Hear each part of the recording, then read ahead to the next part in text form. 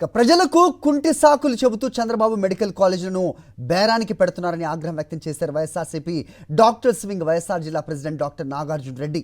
కడపలో YSRCP doctors wing సభ్యుల media సమావేశం జరిగింది.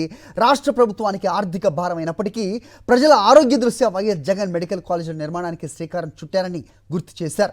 ప్రభుత్వం అంటే ప్రజలకు మంచి చేసేదిగా ఉండాలి, కానీ దోచుకు తినేదిలా ఉండకూడదన్నారు డాక్టర్ నాగార్జున రెడ్డి. చంద్రబాబు నాయుడు గారి గురించి, వారి రాజకీయ మాయాజాలం గురించి చెబితే చేంతాడంతా, వినడానికి వీధి నాటకం అంతా. ఎందుకంటే ఆయన ఏం చెప్పినా ప్రజలు నమ్మేస్తారు. ఎందుకంటే ఆయన రాజకీయ మాయాజాలం అలాంటిది.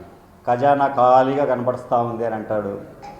జనాలు అయ్యో పాపం ఖజానా ఖాళీగా ఉందంట అని నమ్మేస్తారు.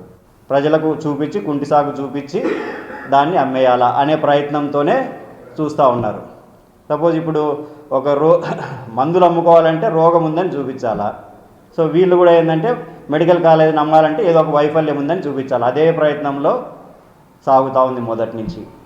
కావాలనే దాన్ని ఇప్పుడు జగన్మోహన్ రెడ్డి గారు దాదాపు 10 మెడికల్ కాలేజీలు పూర్తి చేయడం జరిగింది రెండు సంవత్సరాల్లోనే. ఇప్పుడు 18 నెలలు పూర్తి అయింది. మిగతా 7 కాలేజీలు పూర్తి చేయలేరా అనుకుంటే? మనసుంటే మార్గం ఉంటుంది.